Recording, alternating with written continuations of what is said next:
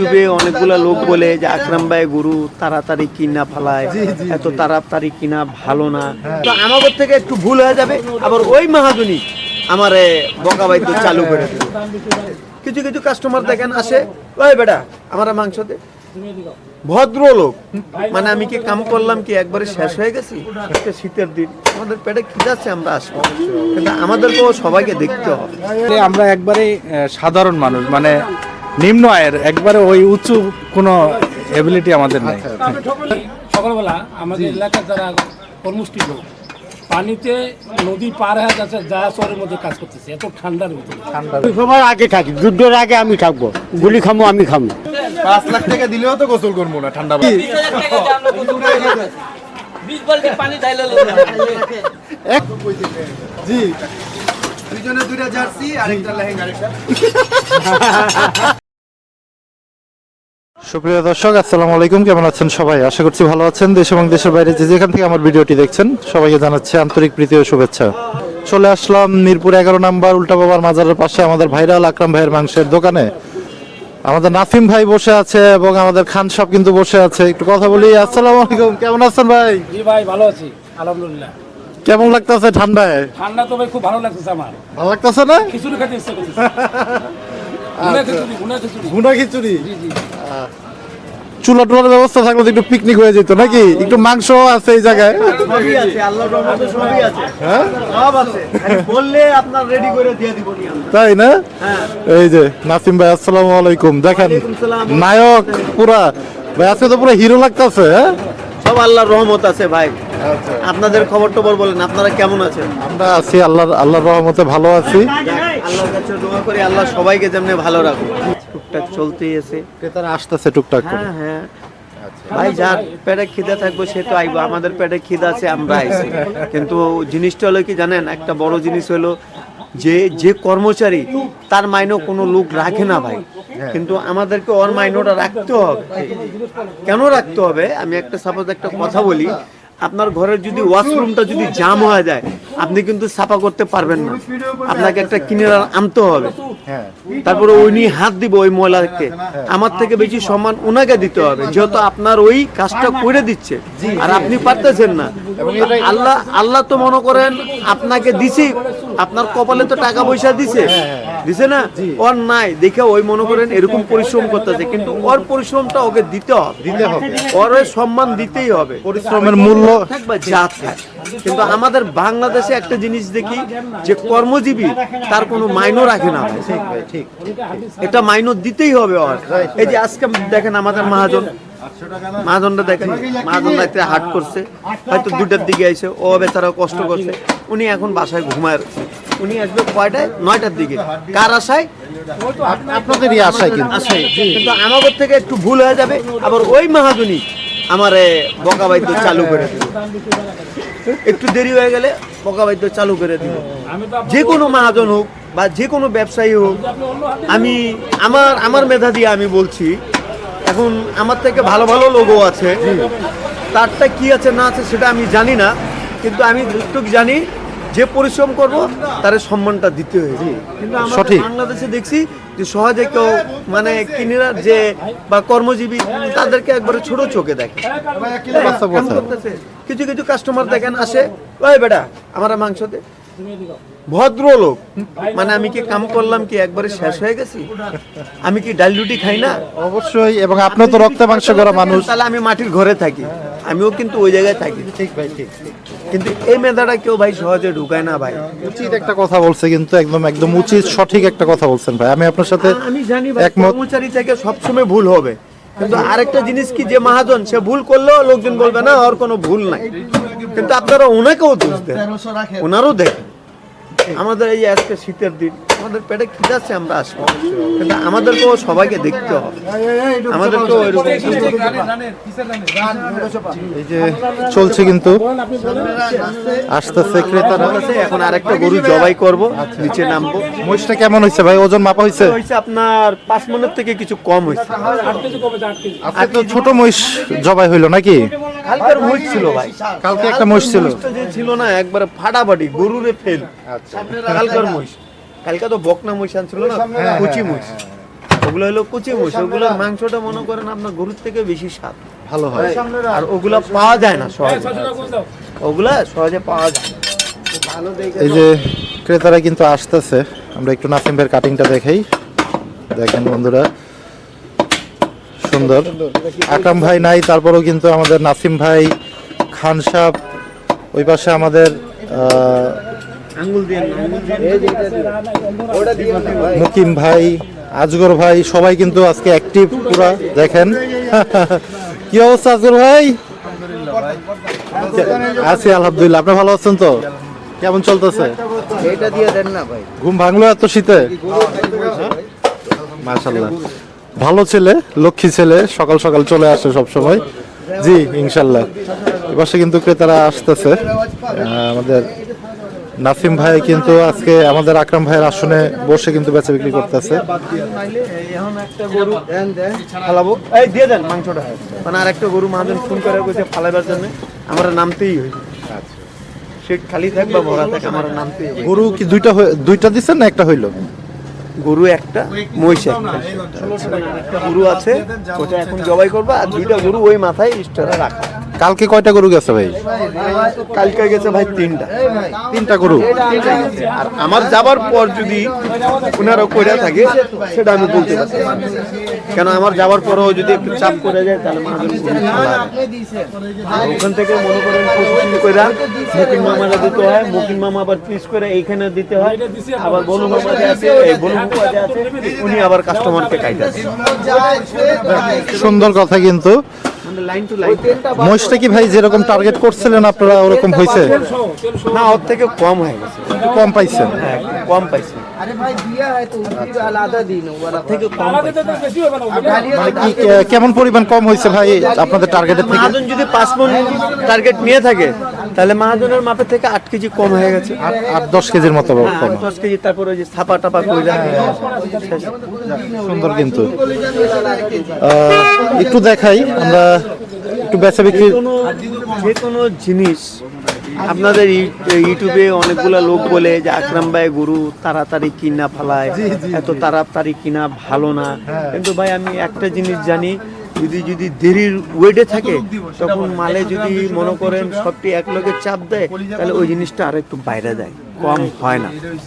আপনি কুরবানিতে দেখেন, যদি ক্রেতা মনে করেন একসাথে যদি ঢুকে যায় তাহলে গরুর পরিমাণটা কেমন, দামটা বাড়ে, তাহলে আপনি এদিক দিয়ে মেধাটা আপনি খাটান। ঠিক এটা সব। হ্যাঁ, তো হাটে তো মানে আকরাম ভাই একা না, যারা মাংস ব্যবসায়ী অনেকেই অনেকগুলাই আছে, অনেকগুলো আছে। এখানে আছে যে মনে করেন আমাদের গাবতল্লি হাটের থেকে আবার সিলেটে যায়, হ্যাঁ মাল সিলেটেও কিনে নিয়ে যায়, এমনও পার্টি আছে। এবং একটু ক্রেতাদের সাথে কথা বলি আমরা। আকরাম ভাইয়ের দোকানে সকাল সকাল চলে আসছে। আসসালামু আলাইকুম আঙ্কেল, কেমন আছেন? আলহামদুলিল্লাহ। কোন জায়গা থেকে আসা হয়েছে? আমি মিরপুর 12 নম্বর থেকে আসছি। ওখানে তো মাংসের দোকান আছে না? আছে, আসলে আকরাম ভাইয়ের দোকানের তরকারি না খেলে নাকি বাসার অর্ডার আর কি। আচ্ছা আচ্ছা। আমাদের এখানে একটু সামনে গেলে 620 টাকা, জি এখানে আছে কত 800 টাকা। তাহলে বুঝেন, কারণ বাসা থেকেই বলছে যে আকরাম ভাইয়ের তরকারি আনতে হবে।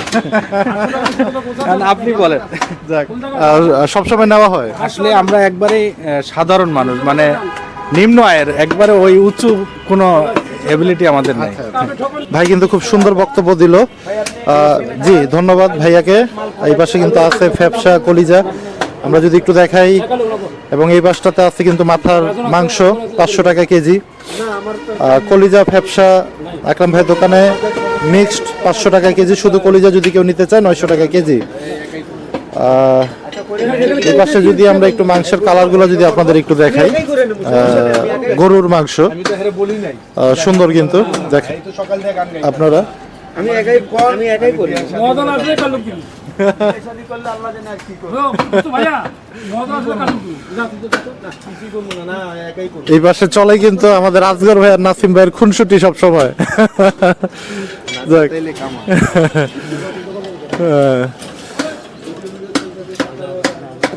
আমাদের কাল্লু ভাইয়ের সাথে একটু কথা বলি। কাল্লু ভাইকে অনেকেই আপনারা চিনেন। আসসালামু আলাইকুম ভাই, কেমন আছেন ভাইজান? জি আলহামদুলিল্লাহ। দোকান থেকে সিনার সাইডে একটু পিস এই আমি দেখাই একটু পিস না এই যে ক্রেতারা কিন্তু চাচ্ছে হ্যাঁ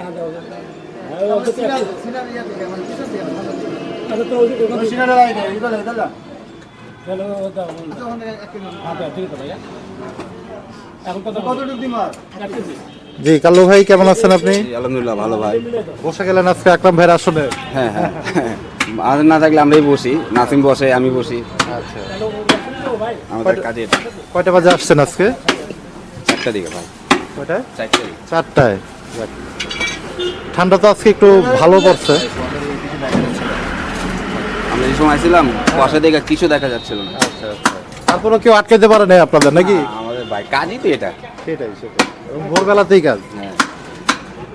এটা কিন্তু এটা কয়েকদিন আগে রংপুরে গেছিলাম, মানে আমার এলাকায় গেছিলাম, আচ্ছা। লালমনিরহাট। হ্যাঁ, এখানকার শীত ঠান্ডা ও ওদেরকার ঠান্ডা ডাবল।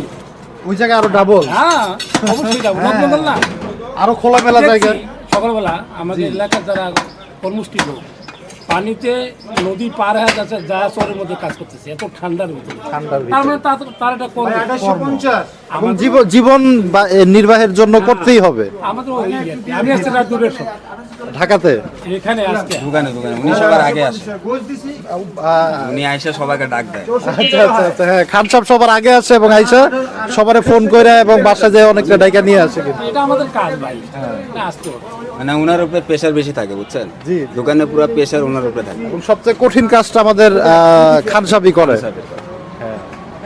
ভোরবেলাতে। এবং অনেকে হয়তো বা ভাববেন যে খান সাহেব খালি বসে থাকে, কিন্তু এখানে বসে বসে খান সাহেবের যে কাজ সেটা কিন্তু সবার থেকেই কঠিন এবং সব হিসাব কিতাব প্রেশার বেশি। ঠিক, সব দিকেই নজর রাখতে হয় খান সাহেবকে। জি, আকরাম ভাই দোকানের মেন চিত্র। ওই পাশটাতে চলে যাব। ওই পাশে কিন্তু আরো একটা গরু, এই পাশটাতে মহিষের মাংস এবং আমাদের ভাই বসে আছে। আসসালামু আলাইকুম ভাই, কেমন আছেন আপনি? শরীর স্বাস্থ্য ভালো? মাশাআল্লাহ। এই যে সামনেগুলো কিসের মাংস? গরুর মাংস, এটাও গরু। এটা গরু। আচ্ছা, এই সাইডটা মহিষ। যাক, সুন্দর কিন্তু কালার তো খুব সুন্দর আজকে মহিষের। কালার মানে গরুরে কইব পিছে থাকতে। আচ্ছা আচ্ছা। কয় দাঁতের ছিল? 4 দাঁত। 4 দাঁতের মহিষ। সুন্দর সুন্দর কিন্তু বন্ধুরা দেখেন।